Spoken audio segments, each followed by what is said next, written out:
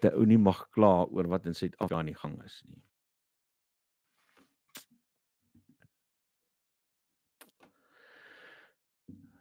Nou gaan die prentjie nog donkerder word, want ek gaan nou inlaat in my virtuele ateljee in vir Ilse Morgan.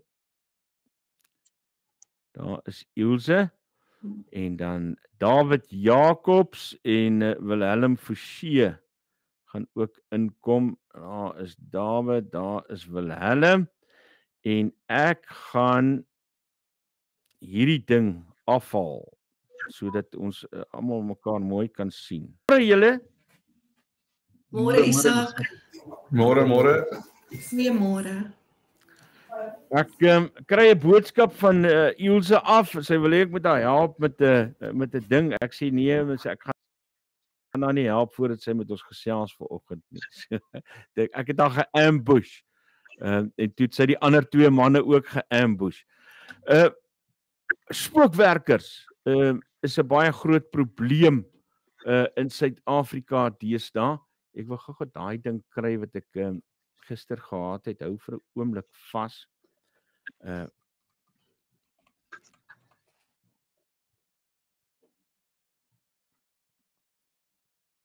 En die afgelope week het ons gehoor dat spookwerkers wys dat georganiseerde misdaadsyndikaate hoogs bedrywig is in staatsdepartemente. En dis ook inligting wat deur Jan de Villiers, voorsitter van die portefeulje komitee oor staatsdiens en administrasie by 'n media konferensie bekend gemaak is. Nou aan 'n ding oor spookwerkers en sy en David en Wilhelm gaan vanoggend vir ons 'n bietjie uiteensit presies wat die probleem is en hoe dit lyk. Ilse, ek gaan by jou begin. Hoe lyk daai probleem? Dankie Isak, dankie vir die geleentheid en hallo aan al die luisteraars. Ja, so ek is nie die een wat regtig met die spookwerkers werk nie. Ek soek meer vir die oplossing en ek is nog besig met my navorsing. En my belangstelling het begin tydens die Zondo-kommissie, tyd om te sien veral hoe geld uit die land vloei deur middel van trusts. En dan kan jy nooit iemand pinpoint om te weet wie was nou accountable en hoe gaan jy dit oplos nie, want daar's nie transparant, verskoon my Engels woorde tussenin, transparant prosesse nie. So my studie handel oor 'n oplossing, 'n stelsel om accountability en transparency in veral die publieke sektor deur middel van deurlopende, wat ons noem continuous monitoring en audit te doen. So niks meer van 6 maande oue verslae nie. So jy heeltyd weet jy presies wat aangaan en jy kan die risiko's identifiseer en te sien waar die probleme is. Maar die stelsel begin by elke individu op die grond. So ek het nou met baie organisasies geskakel om die oplossing te vind, want daar is nie net een oplossing nie. En dit is hoe ek op David en Willie hulle afgekom het, want die probleem moet by die persoon, 'n individu opgelos word. So ek gaan nou net gou vinnig bietjie aan David oorgee om julle meer te vertel die oplossing wat hulle in terme van dit het. Maar dan ook net om te sê, in Amerika gebruik hulle byvoorbeeld Palantir saam met hierdie Doge proses om deur data mining en data analise hierdie inligting te verkry en dan skakel hulle ook die verskillende regeringsdepartemente soos binnelandse sake en die IRS en al daai link hulle alles sodat hulle inligting op een platform het wat dit dan makliker maak. Maar hulle gaan kyk nie na 'n verdere oplossing wat ek nou voorstel nie, maar die begin van die oplossing lê by David hulle. So ek gaan net gou vir hom oorgee, dankie. David? Ja, dankie Ilse, môre Isak, môre mense. Ja, die probleem in Suid-Afrika het nou begin weghard op groot skaal, want dit is 'n mens dink is 'n 2,5 miljoen of daar rond probleem. Dit staan heidaglik op omtrent 'n 10 biljoen rand probleem. So wat die mense in die organisasie doen, is hulle vat mense wat al klaar afgedank is of wat dood is en hulle gebou daai identiteite nog steeds aan die gang. Hulle kry nog steeds hulle salarisse. Ja, so dis heidaglik so 10 biljoen rand probleem net in die salarisgedeelte soos wat ek verstaan. Maar hulle kyk nooit na wat die implikasies is van daar af na jou pensioenfonds nie, want daai ou gaan afgedank word of hy maak klaar met sy werk, dan kry hy nog pensioen ook. Dan kan hy ook sy UIF gebruik. Hy kan behuisingssubsidie kry, hy kan medies kry. So die hele ding raak al hoe groter en groter en groter. En die enigste manier om die ding op te los is direk om elke persoon wat in die staatsdiens is op 'n forensiese manier op 'n stelsel te sit dat jy kan weet dat daai persoon is eg, hy bestaan wel, hy's nie 'n sintetiese of 'n spookwerker nie, en dat hy elke dag by die werk is en dan obviously moet mense kan sien is die ou reg aangeteken en uit die wat ons opgestel het, die hele stelsel wat ons bymekaar gesit het. En dit is al jare, is al 15 jaar wat ons besig is met sulke stelsels. Kan ons presies al daai persone binne sê waar ons kom ons sê nou hospitaal geïmplementeer is binne 2 tot 3 maande kan ons al die spookwerkers uithaal en ons kan forensiese bewysstukke voorlê as dit ondersoek moet word deur die kom ons sê maar die polisie as hulle dit kan doen. So ons het al daai bewyse wat ons ook kan gee. So ja, dit is 'n groot tamaletjie en nie net hier net dit is massief, ja. Maar wat presies is 'n spookwerker? Okay, 'n spookwerker is iemand wat nie bestaan nie, maar hy is op die payroll soos hulle dit in Engels sal noem. So wat gebeur is die ou word of sinteties geskep. Hulle skep vir hom 'n identiteit van by die binnelandse sake het hy 'n identiteit wat nie bestaan nie, maar wel geskep is vir hom. Dan vat hy daai identiteit, hulle gee vir hom 'n pos binne in die instelling. Hy kry elke maand 'n salaris en hy kry die voordele wat enige ander persoon kry. Groot gedeelte van dit is omdat almal met 'n handstelsel deesdae nog steeds aanteken, kan jy enigiemand kan vir sy boetie inteken wat presies daar gebeur. So is iemand wat nie bestaan nie, wat gebruik word om geld te eis uit 'n organisasie uit, soos jou persal wat jou staatsinstellings is. En ja, as jy kyk jou gemiddelde salaris is 26,000. As jy 10 ouens het dan wat jy daar laat werk, het jy 260,000 ekstra 'n maand. So dis groot geld waarvan jy praat. En hulle praat van honderde byvoorbeeld net in die Mpumalanga onderwysdepartement. Ja, dis massief. Ek het bietjie verder in diepte navorsing gedoen waar hulle sê dis nou hulle noem dit tens of thousands. As jy dink 10,000 ouens wat elkeen 26,000 rand per maand vat sonder die byvoordeel van 'n pensioen, UIF, medies en al dit. Dan trek jy hierso by 260 miljoen rand 'n maand. Maar hulle praat van baie groot getalle. En ja, dit is massief. Waartoe gaan daai geld? Ja, daar's tweeledig. Een is baie keer waar die meeste van die tyd geskep word is deur jou HR, jou human resources, die ouens wat jou aanstel. Hulle skep 'n pos vir die persoon of soos ek gesê het, hulle vat 'n persoon wat bedank het en hulle gaan net voort met dit. Hulle behaal hom nie af van die stelsel af nie en hulle sit hulle bankrekening by en dan maak hulle geld. So een van die gedeeltes is natuurlik die mense wat die aanstelling doen in daai afdeling. Maar verder van dit is dit nou baie groot syndikaate en natuurlik hoor op met die hoe kan mense sê die leer tot waar dit is en dis groot syndikaate wat hiermee besig is. Ek kan bereken as jy sê daar's 1.3 miljoen mense wat vir die staat werk, kan daar moontlik 100,000 plus wees wat spookwerkers is. So as jy daai sommetjies gaan doen, dan gaan jy sien dis fenomenaal. Willem,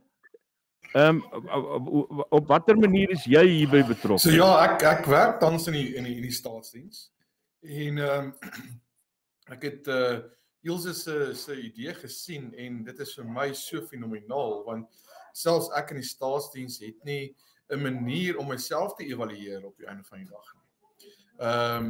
So en hoe bepaal ek, onthou ons staatsdiens is diensgedrewe. Hoe bepaal ek 'n diensgedrewe as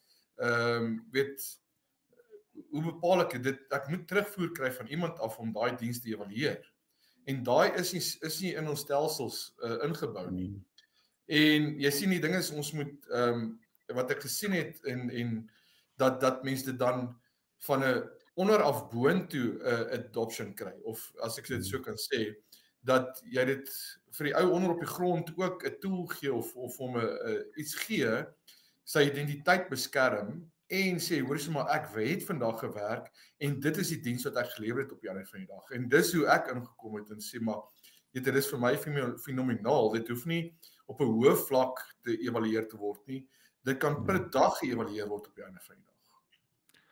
Maar as julle nou vir my dit so beduie, dan klink dit vir my hierdie ding kan nie funksioneer sonder iemand wat binne in die stelsel is, binne in die staatsdiensdepartement wat deel is van so 'n kartel en dan die geld op hierdie manier kanaliseer nie.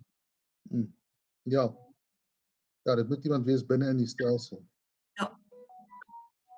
Hulle sê jy het ten minste 3 mense nodig en dan sê nou maar byvoorbeeld iemand ook soos wat by een of ander cellulaire maatskappy werk wat dan daai want die mense moet inlaag op 'n stelsel met hulle e-mail, maar dan kry hulle OTP deur 'n selfoon, so jy moet daar ook nog 'n koneksie hê. So dis 'n syndikaat. Dit is baie groot. So dit is nie net in die publieke sektor nie, daar's nou nog die link met die privaat sektor ook. En Wilhelm, jy praat nou van uit die staatsdiens self uit. Hoe lank het ons hierdie probleem en wat doen dit aan 'n staatsdiensdepartement as mens van soveel geld praat wat op ander maniere gekanaliseer word? Ja, ek dink dit haal geld weg want meeste van jou begroting is vir jou human capital op jou van die dag. So daai geld kon nou gebruik gewees het om mense aan te stel wat regtig gekwalifiseerd is en regtig die poste kan vul op jou van die dag en ook dan vir beter infrastruktuur en om te kyk om te sê maar kom ons wen die geld aan vir aanhoudende evaluering en kom ons verbeter dan die diens wat ons lewer. Hoekom is dit so moeilik om agter te kom waarheen hierdie geld gaan? Want ek bedoel, dit moet tog ergens na 'n regte rekening toe gaan, na 'n regte persoon toe. Ons praat van spookwerkers, maar agter die spookwerker moet daar tog seker regte mense sit. Ja, die skeppers is regte mense. Sorry vir hulle. Nee, is reg. Nee, die ding is wat ek dink kom ons wat Thabo Bester. Thabo Bester het 'n bankrekening gehad. Hy was gefika gewees en hy het sy vingerafdruk en op die einde van die dag het hulle gesê hy het nooit 'n profiel op binnelandse sake gehad nie. So dis hoe maklik dit is om 'n identiteit te skep wat eintlik hulle noem dit 'n legal identity te skep wat eintlik nie eers daai persoon se regte identiteit is nie. Want hy kan van Mosambiek afkom, maar hy kan regtig hy kan 'n legal Suid-Afrikaanse identiteitsdokument ook hê. En dit is nogal 'n baie interessante ding. Wat my verder bekommer, ekskuus Ilse, wil jy iets sê? Wat my verder bekommer oor hierdie ding is hier's nie net een misdaadsyndikaat betrokke nie. Die grootte hiervan sê vir my daar is meer as net 2 handevol groepe wat so ingebed is in ons staatsdiensstelsel dat hulle op hierdie manier kan te werk gaan, dat dit vir my lyk ons sit eintlik maar met 'n gekaapte staatsdiens. Ja, en dan die ander probleem, Isak, en dan kry jy van die spookwerkers wat werklik nou daar werk ook, so in die week is hy 'n spook en dan naweke ewe skielik begin hy nou werk want hy wil oortyd kry. Van daai mense vir 3-dubbel hulle salarisse so in die week is dit holiday en naweke werk hulle. So dis ook eintlik 'n tweede spook. Nou sê hulle wil die ding nou ondersoek en oopvlek en so aan. Wat is David wat is julle reaksie daarop? Is hulle planne werkbaar? Ja, as jy kyk na wat se planne hulle maak, is daar nog nie heidaglik 'n plan nie, want hulle het 'n stelsel ingebring om te toets daarteen. Hulle het by Prasa het ons 'n klomp spookwerkers gekry en hulle het gestop. Hulle het net een keer getoets en toe kry hulle 'n paar duisend, maar dit help nie. Die planne wat hulle moet deursit, en ons is nou ook besig om met in die FSA, onderdeel van een van die Dow tenders op request for proposal, het ons ook ons goeders ingesit, wat ook met die Veterans Association is. So dit is hoe groot dit is, en daar's 15 miljoen van hulle. So jy weet wat so bedrog is daar. Die enigste manier om hierdie stelsel uit te laat werk, of die oplossing lê daarin, jy moet hierdie ouens, en hulle noem dit ons fraud, sê is working under a cloak of anonymity. So hy is weg, jy weet nie wie hy is nie. Is om dit bekend te maak, jy moet daai kleed wegvat van hom af. Dis waar dit begin. En ek wil nou juist op hierdie punt na Ilse toe gaan, want jy, soos jy sê, jy werk met die oplossing daarvoor. Wat sou werkbare oplossings wees vir die probleem? In die eerste plek, sê hulle gaan nou 'n fisiese verifikasie audit doen van elke persoon. Nou onthou as daar oor die 1.3 miljoen mense is, gaan dit baie duur wees en dit gaan baie lank vat. Maar as jy nou daai verifikasie gedoen het vandag van 'n persoon, oor 2 dae later, as dit nou 'n spookpersoon is, 2 dae later staan daai ou nou weer op uit die dood, né? So dan as die ou dit nou klaar gedoen het, hy gaan definitief terugkom en met 'n beter plan. Hulle gaan nie net verdwyn nie. So 'n eenmalige audit verifikasie gaan nie help nie. Dit gaan net te duur wees en dan gaan daar weer 'n verslag wees wat iewers op 'n rak land, soos die Sonderkommissie se verslag, en daar gaan niks nie gebeur nie. En dit gaan ons belastingbetalers nou net weer geld kos. So nou wat ons doen nou, hoe my navorsing begin het, is ons het 'n navorsingsgroep gestig wat ons noem CAPIA. Dit is vir Continuous Auditing for Public Sector Internal Auditors. Nou ons het tot in Turkye ook en gaan kyk hoe hulle daar continuous auditing doen. So jy doen dit 24/7, elke dag word alle data geanalyseer en as daar 'n probleem opkom, dan kan jy dit onmiddellik aanspreek. Maar toe het my studie nou verder gegaan om te sê, maar jy kan nie net die audits doen nie. Wat van die monitering wat die bestuur derentyd moet doen van kontroles en van risiko's en van compliance? Dit kan nie net deur die auditfunksie gedoen word nie, en dan is daar die oversight funksies ook wat nou hoor op, wat ook moet gebeur, want hulle moet weet wat op die grond aangaan. So ek het toe nou gedink om dit alles te integreer, soort van half hoe Palantir dit in Amerika, departemente in die staat, se inligting op een platform te sit, want hoe dit huidiglik is, die een hand weet nie wat die ander hand doen nie, en die een voet weet nie wat die ander voet doen nie, in 'n organisasie soos die public sector, ek sien dit soos 'n menslike liggaam. As daar een orgaan is wat nie reg werk nie, affekteer dit al die ander organe.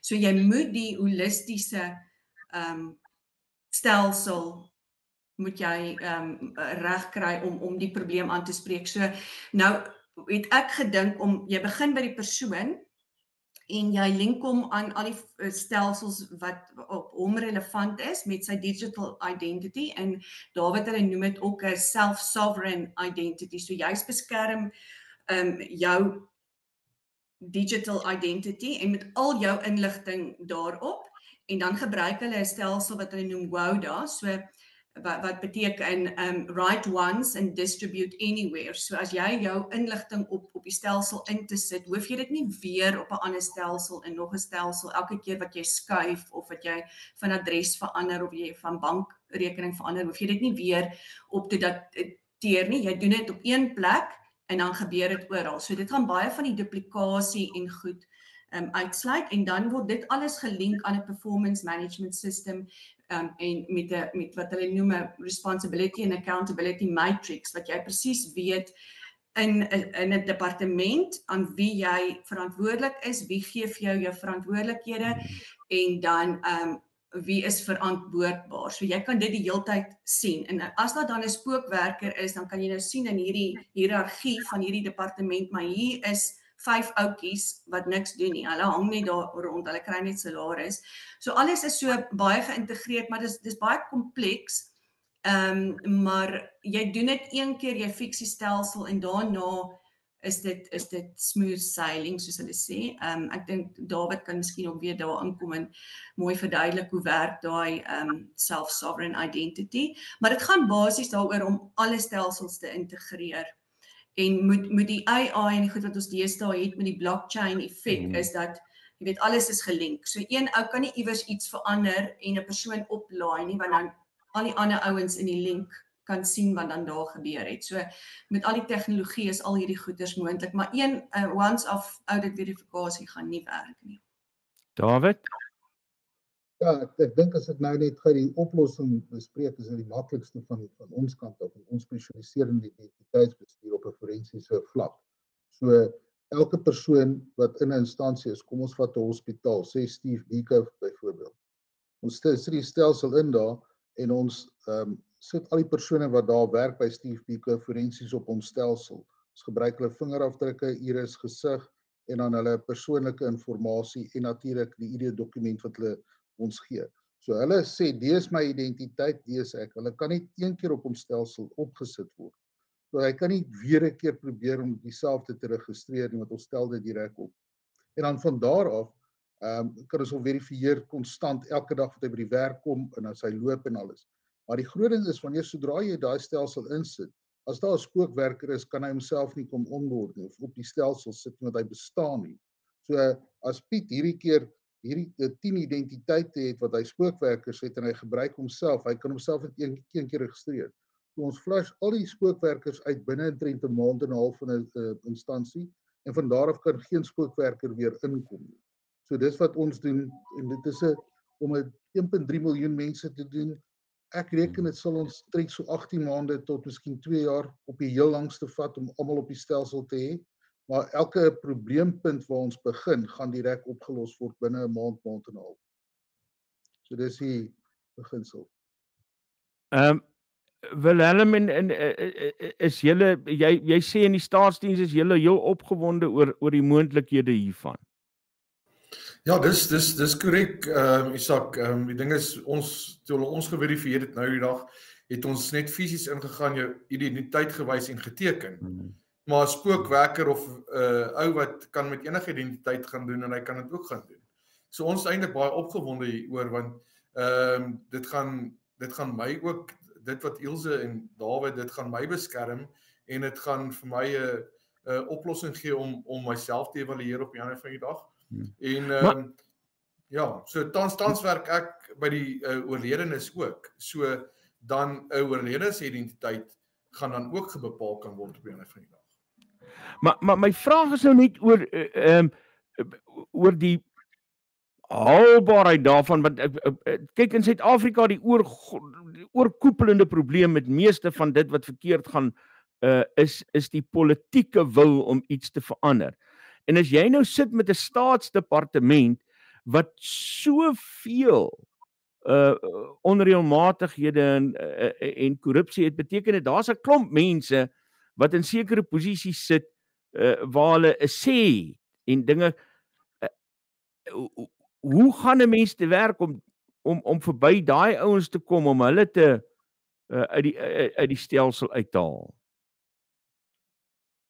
Ek sal inkom hier, so ek dink dit wat jy daar sê is 'n baie groot probleem hoor, want jy sit met mense wat geld kry die hele tyd daarbo. Soos wat jy ons net gesê is kartels en dit wat syndikaate wat betrokke is hierso. Maar iewers moet dit begin of ons gaan net aanhoudend meer en meer geld verloor. Ja, en as mense dan net die ekstra inkomste wat na hulle gekanaliseer word, al afsny, jy weet dan het mense daai kraantjie toegedraai en dan van daar af maak mense dit vir hulle moeiliker. En die ander ding wat ek ook dink in die toekoms, jy weet soos wat 'n Uber drywer of 'n Checker 6060 ouetjie gereview word. Dink ek dit is 'n metode in die staatsdepartemente dat elke ou wat sy rol, wat sy diens wat hy moet lewer, moet ook geëvalueer word. En dit is, jy weet, van die eksterne kant af. En dan kan mens nou heeltyd sien hierdie een persoon kry nooit 'n goeie review nie. So éventueel gaan jy hom net so uitwerk. Maar mens moet iewers begin, want die probleem gaan net groter raak as hulle dit nie aanspreek op die regte manier nie. Ek dink ons moet hierdie onderhoud vir Willie hulle by die DA stuur, vir Jan hulle en vir almal anders en ons moet julle telefoonnommers vir hulle gee. Ilse Morgan, David Jacobs, Willem Forsie, baie dankie dat julle tyd gemaak het om met ons te gesels. Ek wens ek kan langer met julle gesels, want dit is 'n baie groot probleem, maar ten minste help dit om so 'n bietjie die bewussyn daaroor wakker te hou. Baie dankie Isak. Dankie Isak. Dankie julle. Bye. Ilse Morgan, David Jacobs en Willem Forsie wat so met ons gesels oor spookwerkers.